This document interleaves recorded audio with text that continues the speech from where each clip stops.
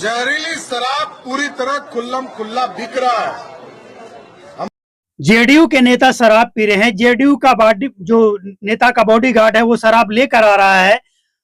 Ambulance से, दवाई की जो गाड़ी है उससे, इसके अलावे डाक पार्सल गाड़ी से, मतलब हर तरफ से बिहार में शराब की तस्करी हो रही है। आज बिहार में सबसे ज्यादा रोजगार के लिए अगर कोई सबसे ज्यादा और शॉर्टकट तरीका अपनाया जा रहा है तो वो है शराब बेचने का। अगर किसी के पास 1,000 रुपया है वो भी आज बिहार में शराब की तस्करी कर सकता है बहुत ही इजीली। तो सरकार को ये क्यों नहीं समझ आ रहा है? और जेडीयू के लोग तो कमाल के हैं भैया। नीतीश कुमार के नाम का माला पहनकर शराबबंदी करके नीतीश कुमार के जाने के बाद क्या कर रहे हैं ये, और पहले क्या कर रहे थे? और फिर भी इनको सबूत चाहिए कि सरकार के कामों में अगर कोई कमी है तो बताइए क्या कमी है। देखिए, आपके जेडीयू के बॉडीगार्ड उत्तर प्रदेश से शराब लेकर आते हैं और आपके जेडीयू के नेता शराब पार्टी कर रहे हैं खुलेआम। और सबूत चाहिए। बिहार एक ऐसा प्रदेश बन गया है जहां पे रोजगार के लिए नौजवान शराब बेचना सबसे शॉर्टकट रोजगार तलाश रहे हैं। अब यहां तक कि इसके ऊपर कॉमेडी वीडियो बनना शुरू हो गया है। 5 लाख रुपया लगाओ, 2 लाख रुपया थाना को दे दो, 2 लाख रुपया जो शराब लाना है उसमें लगा दो और 1 लाख रुपया जेब में रख लो ताकि इधर उधर कोई अगर बीच में पड़े सबको मैनेज कर दो। 5 लाख रुपया लगाओ, 2 लाख का शराब लेकर आओ और 2 लाख से पहली बार में 15 से 20 लाख रुपया बना लो। कई गुना 100 रुपये का बोतल 1200 रुपये तक बिक जाता है लगन में, 1 जनवरी, होली में। तो ये तरीका अगर बिहार में चल रहा है और नेता लोग इसमें भी लगे हुए हैं तो शराबबंदी हटाने की बात कौन करेगा और क्यों करेगा? और जब शराबबंदी की बात आती है ना तो ये जो ड्रग्स, कैसे आप इसको छोड़ सकते हैं?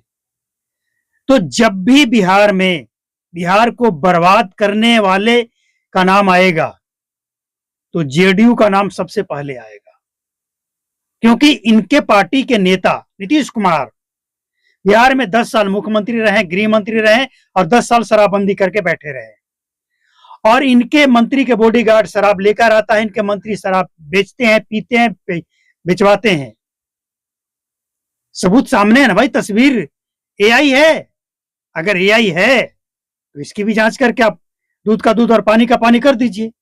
बॉडीगार्ड जो शराब लेकर आया था, आपके पुलिस डिपार्टमेंट के लोगों ने उसको सही साबित किया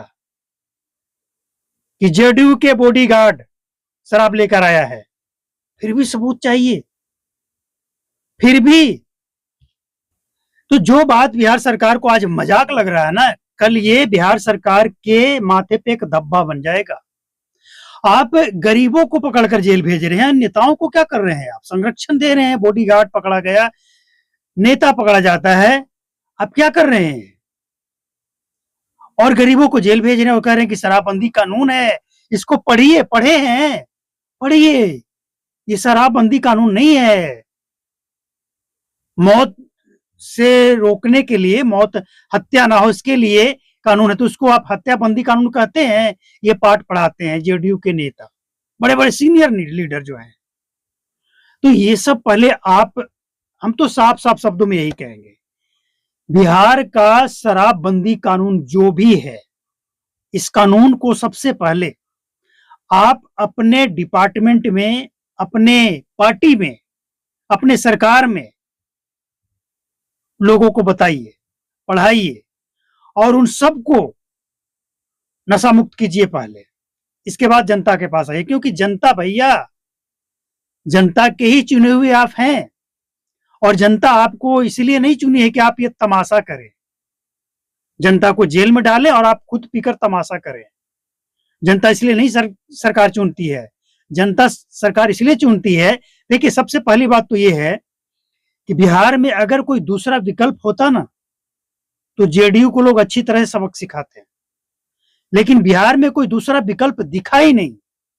प्रशांत किशोर के ऊपर, प्रशांत किशोर तो कह रहे थे कि हमारी सत्ता अगर आई, जनता ने अगर मौका दिया तो 1 घंटे के अंदर शराबबंदी को उखाड़ कर फेंक देंगे। लेकिन लोगों को लगा कि अभी आपको थोड़ा सा और मेहनत करना पड़ेगा, इसीलिए कहीं से एक भी सीट जनसुराज को नहीं मिला, प्रशांत किशोर को। लेकिन दूसरा बड़ा विकल्प था महागठबंधन। अब बिहार की जनता को लगा कि भाई ये तो वही महागठबंधन है जो आपस में लड़कर ये तय ही नहीं कर पाते कि कौन चेहरा होगा, और इनके ऐसे ऐसे वादे बिहार के लोगों को पसंद ही नहीं आया। अब कुछ लोग कहेंगे कि नहीं वोट चोरी, देखिए वोट चोरी का जो मसला है ना, जो ज्यादा होशियार बनता है, ज्यादा बड़ा इंजीनियर है, वो चुनाव आयोग के पास जाए। तो बिहार की जनता के पास नीतीश कुमार के विकल्प के रूप में कोई नहीं दिखा। मजबूरन बिहार के लोगों को नीतीश कुमार को फिर से चुनना पड़ा। लेकिन इसका मतलब ये नहीं कि बिहार की जनता इसलिए आपको तीसरी, चौथी, पांचवी और 10वीं बार मुख्यमंत्री का शपथ लिए तो इसलिए नहीं कि कानून बनाकर थोप दीजिए, जनता को जेल डालिए और आप सब मौत कीजिए, आप सब पार्टी कीजिए, मौज कीजिए, इसलिए नहीं, बल्कि इसलिए कि सबके साथ न्याय हो, कानून सबके लिए बराबर हो। आज बिहार में ड्रग्स बोल नहीं सकते हैं आप, इतना इसका दुष्परिणाम देखने को मिल रहा है अभी से, जिसका कोई लिमिटेशन नहीं है, कोई लिमिटेशन नहीं है। सरकार को पता नहीं क्यों नहीं दिख रहा है। जब ये कैंसर के जैसा एकदम भयानक रूप ले लेगा ना, तब समझ आएगा सरकार को। तो सबसे शॉर्टकट तरीका बिहार के नौजवान जो आज ये शराब बेचने में अपना रहे हैं, इसका जिम्मेवार कौन है? अब देखिए ना, साफ कहा जा रहा है कि 5 लाख है, 2 लाख रुपया आप थाना को दे दो, कोई डर नहीं, जेल जाने की जरूरत ही नहीं पड़ेगा, ज्यादा से ज्यादा थाना से मैनेज। तो ये जो सिचुएशन बिहार में देखने को मिल रहा है, इसका जिम्मेवार कौन है? आज भले ही सरकार को ये सब मामूली बात लग रहा होगा, लेकिन जो बिहार की स्थिति है ना, वो मामूली नहीं है, भयानक है। कोई ये नहीं कह रहा है कि आप शराबबंदी हटा दीजिए, लेकिन ये जो शराब पार्टी कर रहे हैं, शराब ले आकर बेच रहे हैं ऑफिसेस में, सरकारी कार्यालय में, ऑफिसेस में, और जो कूड़ेदान होता है उसमें जो शराब की बोतल पकड़ी जा रही है, इसके बारे में आप क्या कहेंगे? क्या सफाई है आपके पास? इनके लिए क्या कहेंगे आप? कोई है शब्द जिससे बिहार की जनता संतुष्ट हो जाए? 10 साल में अगर आप ये दिखाने के लिए शराबबंदी किए हैं, फिर तो कमाल की शराबबंदी है। बस शुक्र मनाइए कि बिहार की जनता के पास कोई अच्छा विकल्प नहीं दिखा। हालांकि नहीं दिखा इसका मतलब ये नहीं है कि कुछ नहीं होगा। आगे देखिए, प्रशांत किशोर अगर बेहतर काम बिहार में करते रहे हारने के बाद भी, तो एक अच्छा विकल्प बन सकते हैं।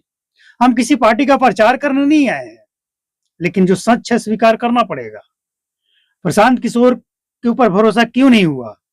क्योंकि ये लोग भी कुछ ऐसा काम करने लग गए ना, जैसे पार्टी का जो क्षेत्रीय कैंडिडेट है उसको टिकट नहीं दे रहे हैं, बाहर के लोगों को पैसे लेकर दे रहे हैं, और भी बहुत सारी बातें हैं, जिसके कारण जनसुराज खत्म, शुरू होने से पहले खत्म। अभी आपको जमीन पर काम करने की जरूरत है, लोगों को विश्वास में लेने की जरूरत है। आप जो ये कर रहे थे ना, घूम रहे थे ना गांव गांव में, दलालों के चक्कर में पड़ रहे थे आप, और इसीलिए आपको वोट भी नहीं मिला। क्योंकि जिसके चक्कर में पड़ रहे थे वो जेडीयू वाले से ही वोट पैसा ले रहा था, बीजेपी से भी ले रहा था, मतलब महागठबंधन से भी, एनडीए से भी और आपसे भी, और वोट वो ज्यादा पैसा देने वाले को दिलवा रहा था, यानी फंस गए आप। इसके बाद महागठबंधन तेजस्वी यादव खुद फंस गए, हर घर में सरकारी नौकरी कहां से दे देंगे भाई। तो विकल्प नहीं मिला, लेकिन जब भी विकल्प मिलेगा ना, बिहार की जनता जवाब दे देगी।